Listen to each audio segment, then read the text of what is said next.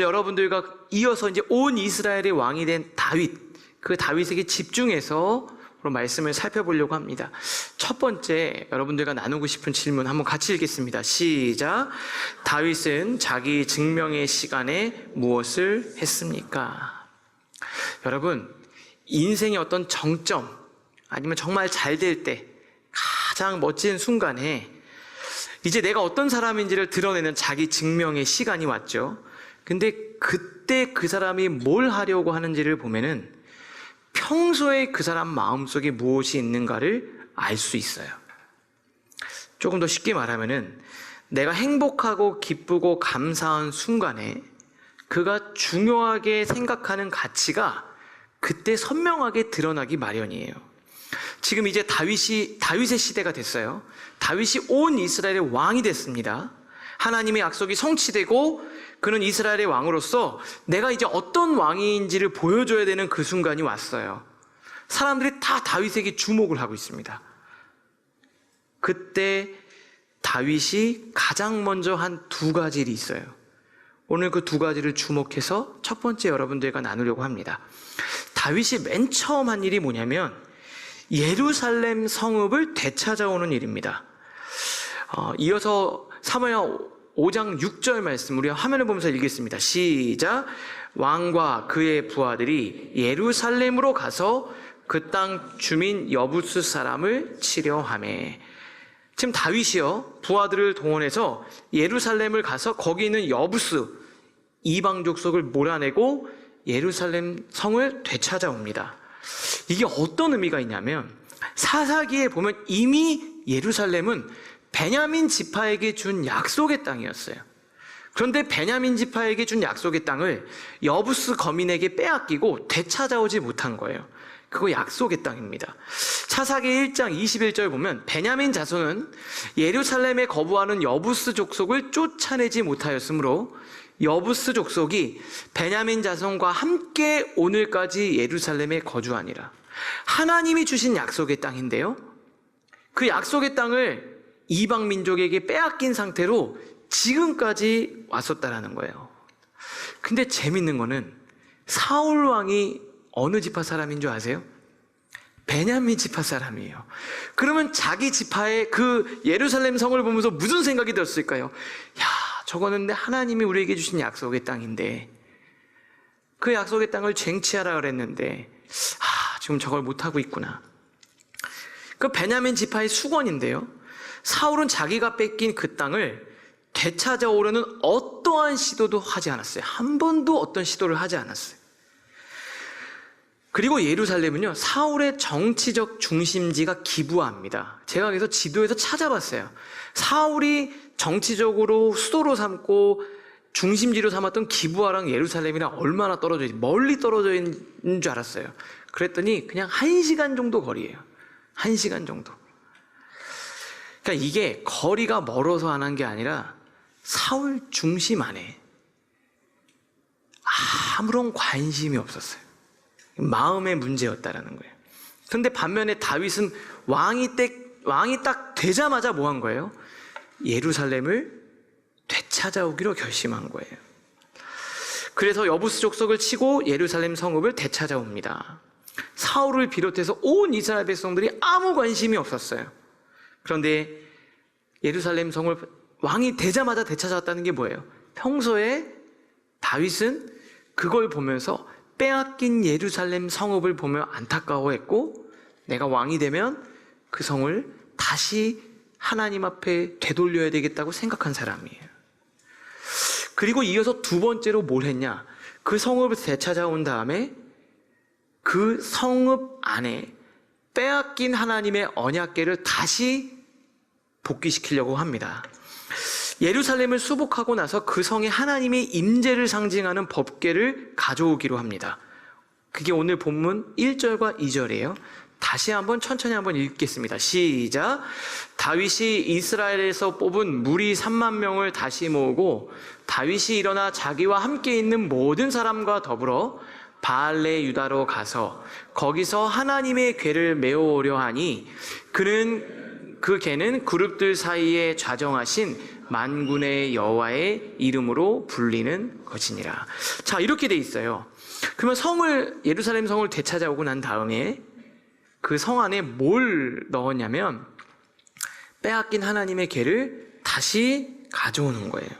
그래서 하나님의 궤를 메어오려고 했다. 여러분, 법궤는 하나님의 임재를 상징하는 거예요. 그러니까 법궤를 보면서 하나님의 늘 역사를 백성들이 기억하는 겁니다. 그런데 이게 어떻게 됐냐? 사울이 이 법궤가 20년간 빼앗겨서 기럇 여아림에 그냥 방치되어 있었어요. 그때 사울은 그거를 찾아올 생각을 안 하는 거예요. 옮겨올 생각조차 안 하고 있었어요. 그런데 다윗은 왕이 되자마자 사람들을 모아서 하나님의 궤를 다시 예루살렘에 가져오려고 합니다. 이 얘기가 뭐냐면, 예루살렘은 하나님의 약속의 땅이잖아요. 그 약속의 땅에 내 왕의 보좌가 있는 게 아니라 하나님의 임재가 있기를 바란 거예요. 그곳이 하나님을 예배하는 장소, 사람들이 그 성을 볼 때마다 하나님을 기억하기를 원한 거예요. 여러분, 지금 다윗의 모습을 잘 보세요. 그토록 원하던 온 이스라엘의 왕이 됐어요. 왕으로 해야 될 게 얼마나 많겠습니까? 찾아봐야 될 사람, 만나야 될 사람, 또 내가 세워야 될 사람, 해결해야 될 일들이 얼마나 많았겠어요. 근데 다윗이 그 순간에 제일 먼저 떠올린 분이 누구냐면 하나님이었어요. 이거는 여러분들 막 그러잖아요. 나도 정말 그래, 목사님 오늘 말씀하신 것처럼 내가 인생의 정점에 되면 저도 막 TV에서 누구에게 하나님께 영광을 돌리겠습니다, 저도 그렇게 하고 싶어요, 막 이런 청년들 되게 많은 것 같아요. 그런데 여러분의 인생에서 여러분이 정말 아무것도 없을 때는 순수하죠.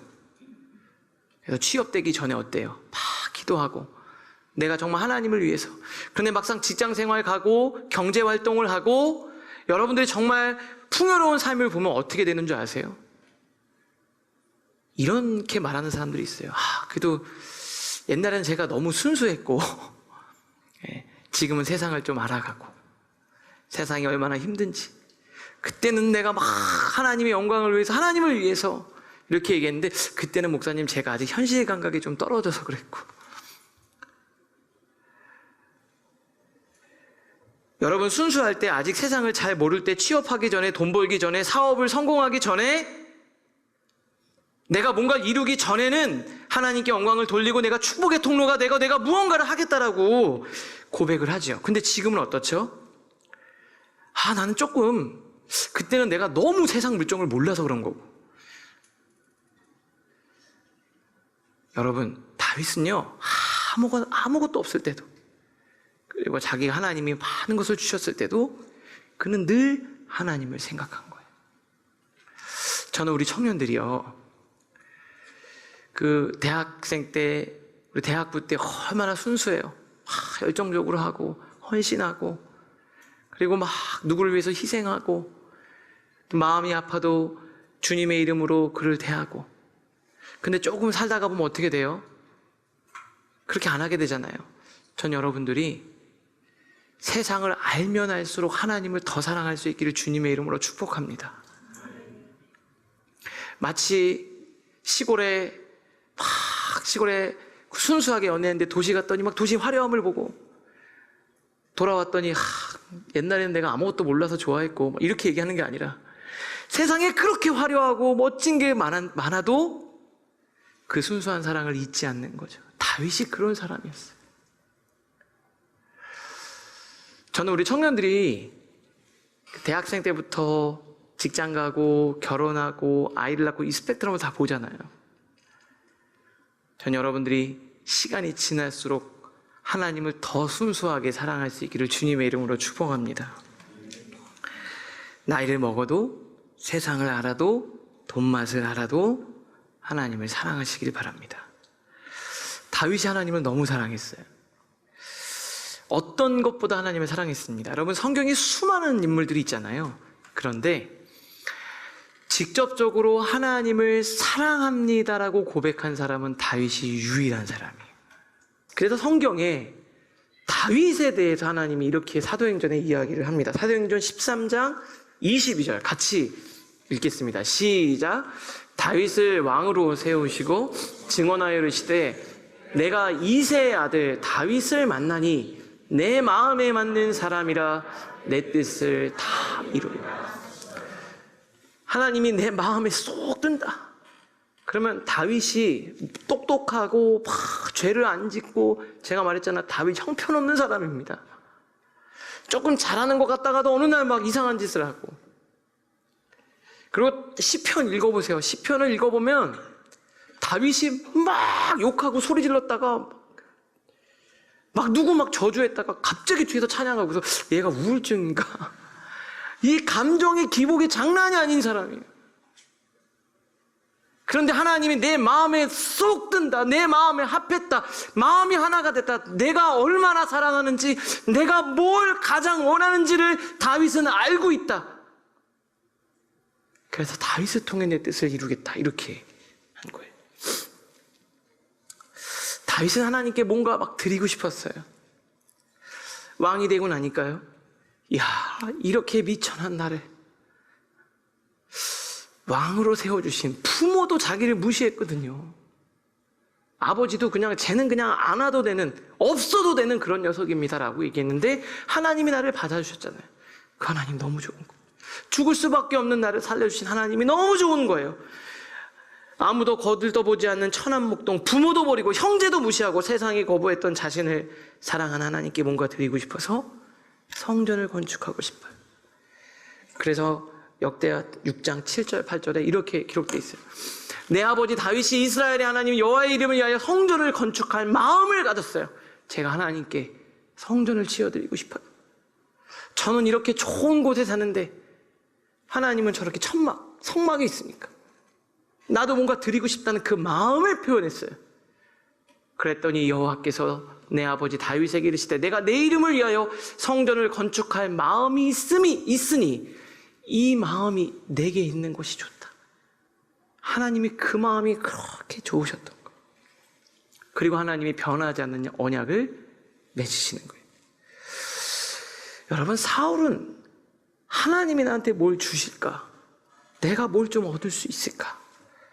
하나님이 주실 거에 관심이 있었다면은 다윗은 그냥 하나님 자체를 기뻐했어요.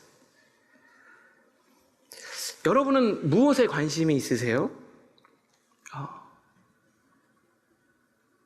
너무 순수하고 아무것도 모를 때 하나님 막 얘기하고, 좀 세상을 아니까, 돈맛도 좀 보니까, 좀 성공도 해보고 막 해보니까, 직장생활 해보고 막 또 잘 나가는 사람들 만나니까 그때 내가 너무 순수했다.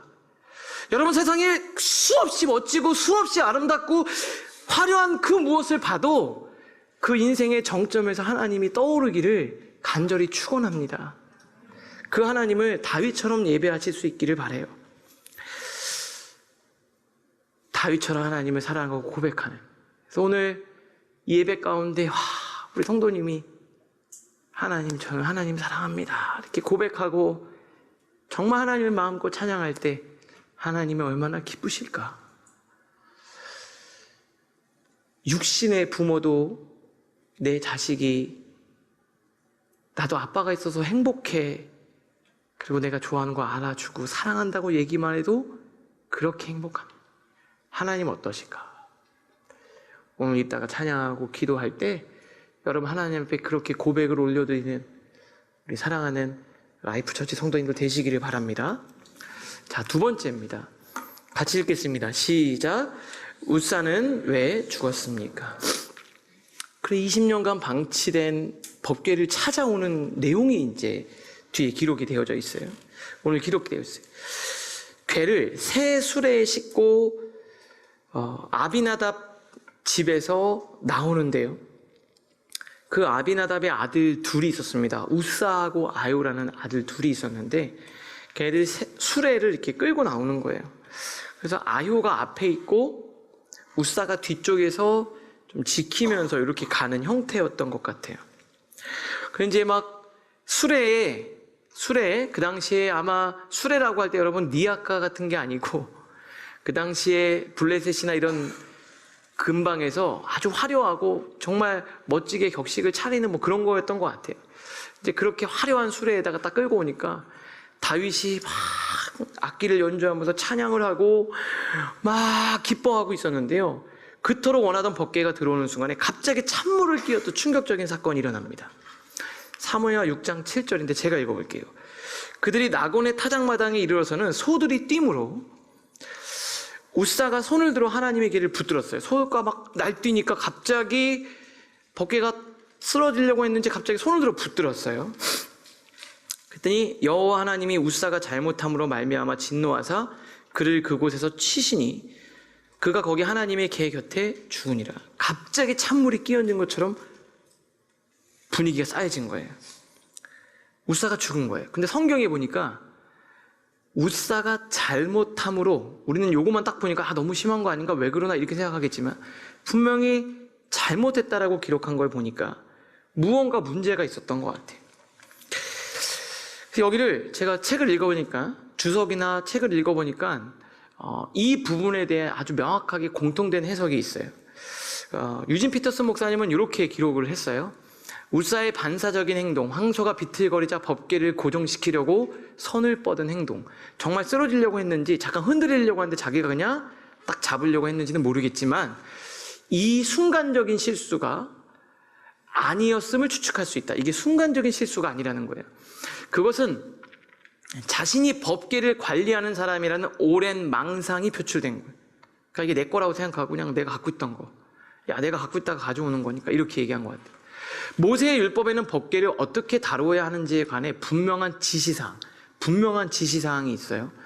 첫 번째, 법궤는 결코 사람의 손으로 만져서는 안 되고 레인들이 법궤에 부착된 고리에 막대기를 끼워서 어깨에 운반해야 했어요. 우사는 이러한 지시를 따르지 않았고 대신 블레셋식 최신 혁신 기술 황소가 끄는 수레를 이용했다. 아무래도 이걸 맡아서 있었다라는 건 레위 계열의 사람인데요. 분명히 출애굽기와 신명기 율법에 기록된 내용들을 알고 있었음에도 불구하고 그가 무시한 거예요. 오랜 시간 법궤를 관리하면서 하나님에 대한 존중, 거룩한 두려움, 경외, 이런 게 다 사라져버린 거예요. 여러분, 예배 안에 반드시 있어야 되는 게 있습니다. 그게 하나님에 대한 진지함이에요. 경외심이에요. 그리고 무엇보다 수고로움이 그 안에 담겨져 있어야 돼요. 수고로움이 담겨져 있어야 돼요. 자, 우리 예배를 한번 돌아보면은 자유롭고 젊고 컨템퍼러리한 예배, 근데 그 속에 반드시 포함되어야 될 것이 하나님에 대한 진지한 마음이에요. 진지한 마음.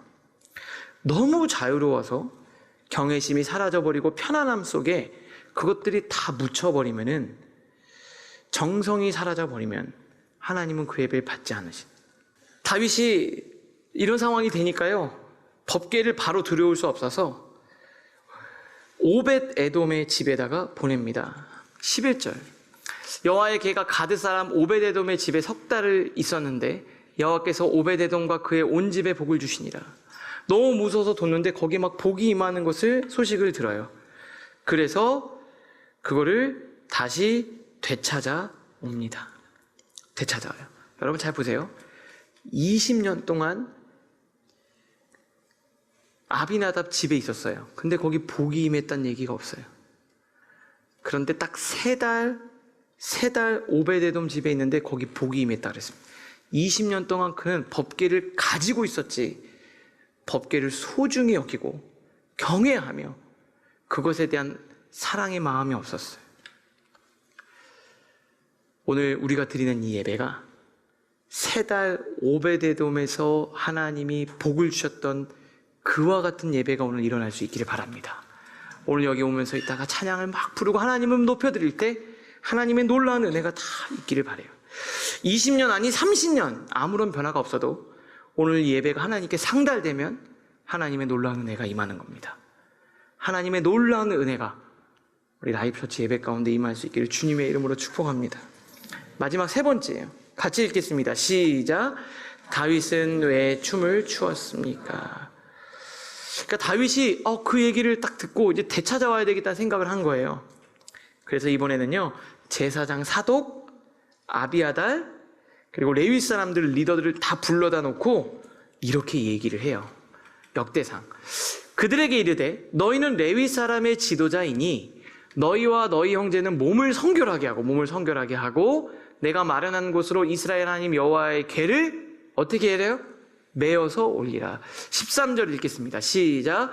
전에는 너희가 매지 아니하였으므로 우리 하나님 여호와께서 우리를 찢으셨으니 이는 우리가 규례대로 그에게 구하지 아니하였음이라 하니. 뭐라고 얘기해요? 그때 우리가 메고 오지 않았다. 우리가 규례대로 그걸 메고 가자. 근데 법궤가 이제 제사장이 가고 고아 자손들이 어깨에 메고 딱 들어오니까 너무 좋은 거예요. 하나님께 너무 감사해서 다윗이 온몸으로 표현하며 찬양을 해요. 다윗이 여호와 앞에서 힘을 다하여 춤을 추는데 그때 다윗이 베옷을 입었더라. 다윗과 온 이스라엘 족속이 즐거이 환호하며 막 찬양하고 나팔을 불고 하나님의 궤가 들어오는데 막 기뻐하는 거예요. 그런데 16절에 보니까 다윗의 궤가 여호와의 궤가 다윗성으로 들어올 때 사울의 딸 미갈이 창으로 탁 내려다보다가 다윗 왕이 여호와 앞에서 뛰놀며 춤추는 것을 보고 심중에 그를 업신여겼다. 왕이 채신머리 없이 여러분 찬양 막 하려고 하는데 갑자기 옆에 엄마가 딱 있으면 여러분 막 찬양하려고 했는데 내가 무슨 옛날에 20대도 아니고 그때 20대 때는 했지만 나는 좀 여러분 그런 마음 있으신 거 아니에요? 근데 딱 업신여긴 거예요. 근데요 다윗이 이거에 대한 답변을 해요. 아내 미갈이 비꼬듯이 왕이 채통도 없이 어떻게 그렇게 춤을 추냐고 막 비꼬듯이 얘기해요. 근데 이에 대해서 다윗이 이렇게 얘기해요. 세번역 성경으로 제가 읽어드릴게요. 다윗이 미갈에게 대답하였다. 그렇소. 내가 주님 앞에서 그렇게 춤을 췄어. 주님께서는 그대의 아버지와 그의 온 집안이 있는데도 그들을 마다하시고 나를 뽑으셔서 주의 백성 이스라엘 다스리도록 통치자로 세우셨어. 그러니 나는 주님을 찬양할 수밖에 없어. 나는 언제나 주님 앞에서 기뻐하며 뛸 것이요. 우리 22절 같이 읽겠습니다. 시작. 내가 스스로 보아도 천한 사람처럼 보이지만 주님을 찬양하는 일 때문이라면 뭐래요? 주님을 찬양하는 일 때문이라면 이보다 더 낮아지고 싶다. 저는 이 고백을 듣는데 왜 이렇게 뭉클한지. 주님을 찬양하는 일 때문이라면 더 낮아지고 싶습니다. 이 말씀 묵상하면서 마음이 뭉클뭉클해요. 하나님, 이게 제 고백이 되기를 원합니다. 제 고백이 되기를 원합니다. 시간이 지나도 하나님 앞에 예배하고 찬양할 때 저는 늘 그 기도를 해요. 하나님, 라이프 처치에서 예배 드릴 때 제가 하나님 사랑하게 해달라. 제가 막 이렇게 할 때 성도들이 은혜 받는 것도 좋지만 하나님, 제 마음이 하나님을 향해 식지 않게 해달라. 하나님을 정말 높이게 해달라고. 여러분, 오늘 우리가 예배할 때 보면 이 본문이 되게 중요한데요. 형식의 자유함보다 더 중요한 거는 우리의 반응의 자유함이에요. 예배 틀을 깨는 게 중요한 게 아니고 나를 깨트리는 예배가 되는 게 중요하죠. 우리 교회에 막 예술, 공연, 문화 이런 분들 계시잖아요. 그럼 예술은 어때요? 막 기존의 틀을 깨고 그래야 멋진 예술이 되잖아요. 그런데 예배는요, 틀을 깨는 게 아니라 나란 사람이 깨어지는 거예요. 내 고정관념이 깨지고 내가 어느 정도 되는 사람이라는 것도 다 깨지고 내 상황도 깨지고 옆에 사람들의 시선도 다 아무렇지도 않고 하나님을 바라보는 그런 예배가 가장 멋진 예배예요. 저는 우리 예배 그런 예배가 되기를 바랍니다.